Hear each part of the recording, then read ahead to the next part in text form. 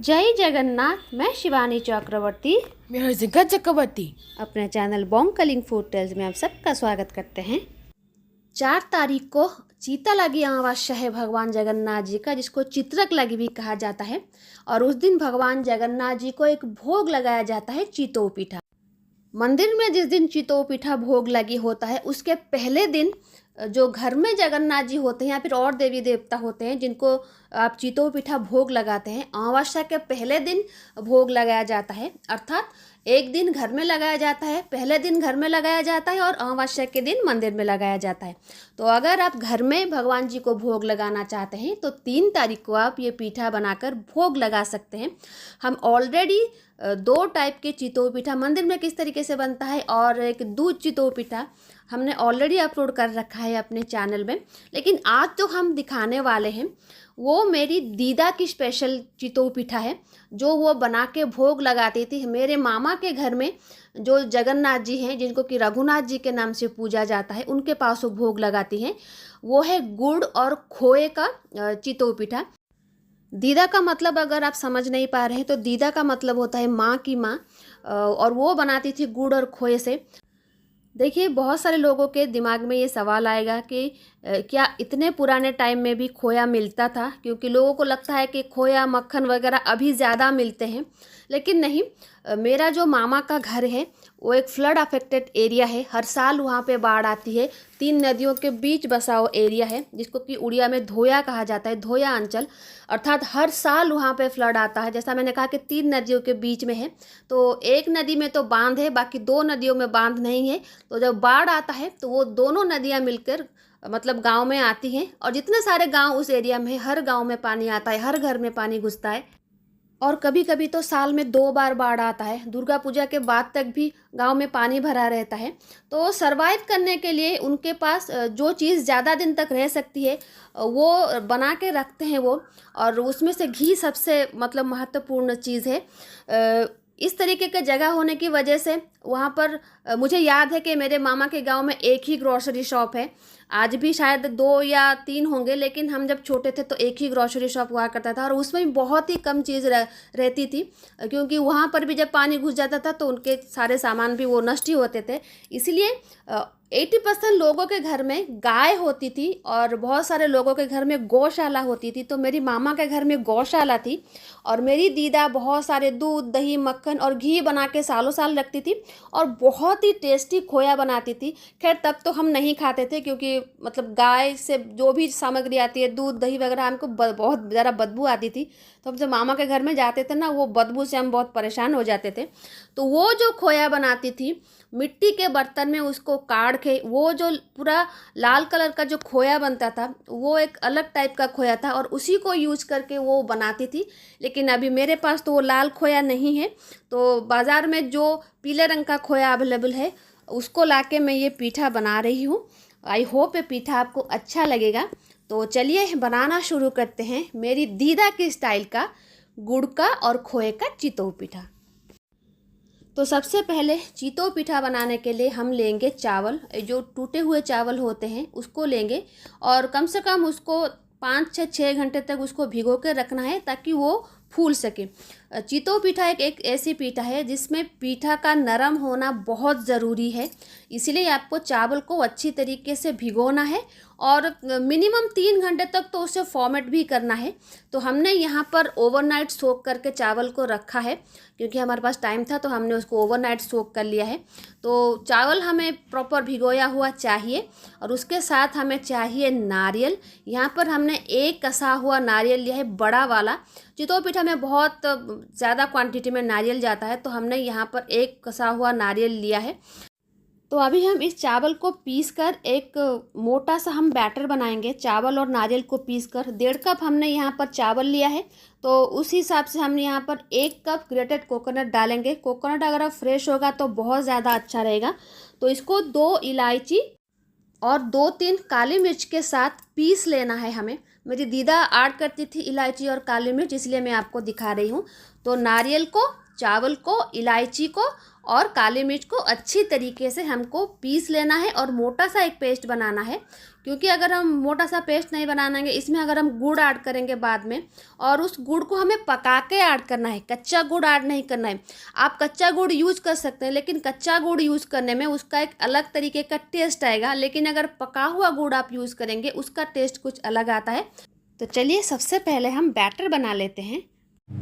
तो ये देखिए, ये बैटर बनके तैयार हो चुका है।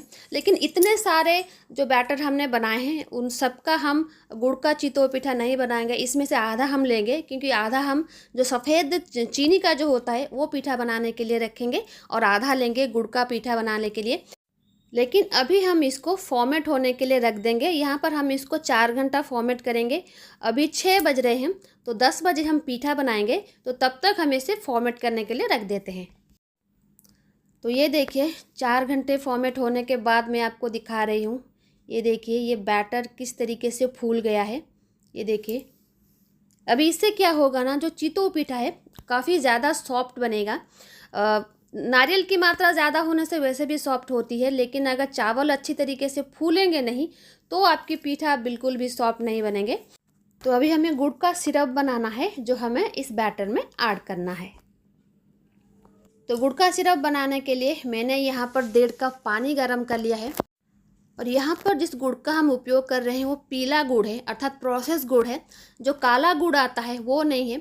अगर वो आप यूज़ करेंगे तो आपकी पीठा जो है थोड़ी और डार्क हो जाएगी, लेकिन इसमें थोड़ा डार्कनेस कम आएगा। लेकिन गांव में जो होता था प्रॉपर काला गुड़ का ही इस्तेमाल होता था, क्योंकि गांव में गुड़ बनता था, मटकी भर के साल भर के लिए वो गुड़ रखते थे और उसी का उपयोग करते थे, क्योंकि हर रोज़ हर खाने में उनको गुड़ चाहिए होता है, तो वो गुड़ वो उपयोग में लाते थे।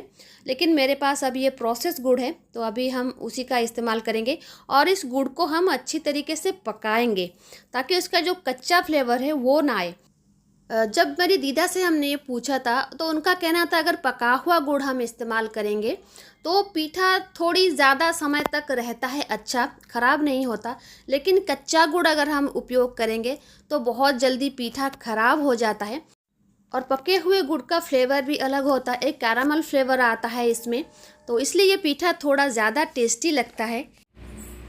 और ये अभी देखिए अच्छी तरीके से इसमें उबाल आ गया है, लेकिन अभी तक ये पका नहीं है। ये देखिए, अभी तक ये पका नहीं है। जब ये पक जाएगा तो थोड़ा और इसमें डार्क कलर चला आएगा, लेकिन अभी तक ये पका नहीं है। वो खुशबू अभी तक नहीं आई है जो पके हुए गुड़ की आनी चाहिए, तो हम थोड़ा और इंतज़ार करेंगे। तो अभी ये देखिए, ये गुड़ पक के तैयार हो चुका है, कलर भी इसका एक अलग आ चुका है और खुशबू भी आ चुकी है। तो अभी हम उसको उस बैटर में ऐड करेंगे। देखिए, यहाँ पर मैंने बैटर को आधा आधा कर लिया है और आधे बैटर में हमने इस कैरामल को डाला है, जो गुड़ का कैरामल है उसको हमने डाला है और हम इसको अच्छी तरीके से मिला लेंगे। इससे शायद 2 या 3 पीठा बनेगा। सफ़ेद पीठा हमको थोड़ा ज़्यादा पसंद है, इसलिए हमने सफ़ेद बैटर ज़्यादा निकाल कर रखा है। और गुड़ का जो बैटर है वो भी बड़ा टेस्टी होता है। गांव में इसको सिलबट्टे में पीसा जाता था, आज भी मेरी दीदा सिलबट्टे से पीस के ही बनाती है। मिक्सी में बना हुआ कोई भी पीठा उन्हें पसंद नहीं है और ना ही वो खाती हैं। और जो हमें इसमें खोया ऐड करना है उसको हमने ऑलरेडी ग्रेट करके रखा है, और उसके साथ थोड़ा सा नारियल भी, जो कद्दूकस किया हुआ नारियल, उसको भी हमने बचा के रखा है। तो इसको हम बनाएंगे घी में, अगेन इसमें घी ऐड होगा। तो यहाँ पर एक कढ़ाई हमने गरम कर ली है, और गहरी तली वाली जो कढ़ाई होती है उसमें ये ज़्यादा अच्छा बनता है ये पीठा। तो अभी हमने इसमें घी ऐड कर लिया है। घी में ही बनाएं, क्योंकि जिस तरीके से मेरी दीदा बनाते हैं मैं प्रॉपर उसी तरीके से दिखा रही हूँ। तो हमने घी ऐड कर लिया है इसमें। तो अभी जो बैटर हमने बना के रखा है उसको हम अभी इसमें ऐड करेंगे। तो अभी घी से धुआं निकलने लगा है, तो ये जो बैटर है इसको अभी हमने ऐड कर लिया है।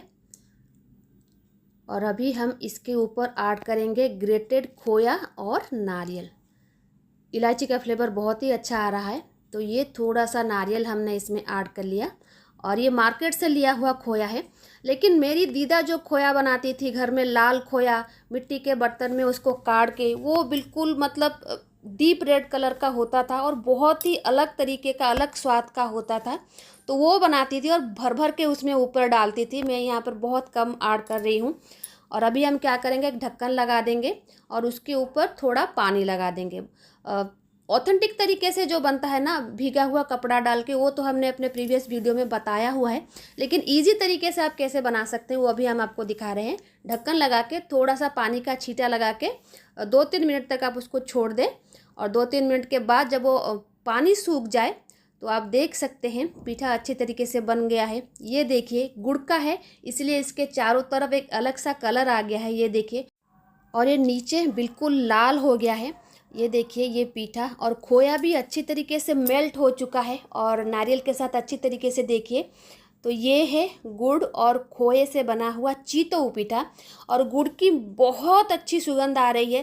पहले तो हम घी नहीं खाते थे, घी का जो सुगंध हमें बदबू लगता था, लेकिन अभी हम घी खाते हैं तो वो बहुत ही भीनी सी सुगंध आ रही है हमारे किचन में। तो ये पहला पीठा हमने बना लिया है। तो अभी हम दूसरा पीठा बनाएंगे। दूसरा पीठा बनाते बनाते हम आपको बताएंगे जो फ्लड अफेक्टेड एरिया में रहते हैं, जहाँ पर बाढ़ हर साल आते हैं, उनकी क्या स्थिति होती है। मेरे मामा के घर में ना उस गांव में बहुत सारे लोग बहुत अमीर हैं और मेरी मामा का घर भी बहुत अमीर है, लेकिन जब पानी आता है ना तो सब कुछ बहा के ले जाता है। खेत खलियान 5-6 महीने तक खाली होते हैं, पानी भरा रहता है, इसलिए धान वगैरह तो वहाँ पे बिल्कुल नहीं होता। मिलेट होता है। अभी जो हम मिलेट के पीछे भाग रहे हैं, ये स्वस्थ है, ये है वो, लेकिन जो धोया अंचल है, बाढ़ अफेक्टेड एरिया है, वहाँ पर वो उनका मुख्य खाना होता था। मुझे याद है जब हम तीनों भाई बहन मामा के घर जाते थे तो मेरी माँ बहुत सारी चीज़ें, खाने पीने की सामग्री हमारे साथ भेजती थी, क्योंकि वहाँ पर जो खाना अवेलेबल होता था वो हम खा नहीं सकते, हमें पसंद नहीं था। जैसे मिलेट हम बिल्कुल नहीं खाते थे, भले ही वो बहुत स्वस्थ हो। मेरी दीदा की हमेशा कोशिश रहती थी कि हम सुबह उठ के थोड़ा सा मिलेट खा लें, लेकिन वो मिलेट हमारे गले से नहीं उतरता था और घी का बना हुआ कोई भी खाना हम नहीं खाते थे। मेरी माँ की माँ और मेरी बाबा की माँ अर्थात मेरी दीदा और मेरी ठाकू माँ दोनों बहुत अच्छी कुक हैं। भले ही मेरी ठाकू माँ को कोई ओडिया खाना बनाना नहीं आता हो, लेकिन बंगाली खाना वो मतलब ए क्लास बनाती थी। और मेरी दीदा को दोनों ही बंगाली और उड़िया दोनों खाना बनाना आता है और दोनों ही लाजवाब बनाती है। और ये देखिए ये पीठा हमारा बनके तैयार हो चुका है और नारियल और खोया किस तरीके से अच्छी तरीके से मेल्ट हो चुके हैं और ये दोनों ही पीठा बनके तैयार हो चुके हैं अभी। तो ये देखिए ये मेरी दीदी माँ अर्थात मेरी दीदा की स्पेशल गुड़ा और खोया का चितऊ पीठा बनके तैयार है। आप ज़रूर इसको एक बार बना के देखिए, तब जाके आपको पता चलेगा कि कितना टेस्टी होता है। और अपने भगवान जी के पास इस तरीके का पीठा बना के ज़रूर भोग लगाएं इस चीतालागी अमावस्या में। आई होप ये रेसिपी आपको अच्छी लगी होगी। तो आगे आने वाले एपिसोड में हम आपको बताएंगे कि जगन्नाथ जी के आने वाले पर्व क्या हैं और उनकी तारीख क्या है। एक्चुअली हमारे एक सब्सक्राइबर भाई हैं जिन्होंने हमें रिक्वेस्ट किया था कि हम इसके ऊपर एक वीडियो बनाएं, तो वीडियो बना के हम कल अपलोड करेंगे। तो आज के लिए इतना ही, रहते हैं। जय जगन्नाथ, जय माँ काली।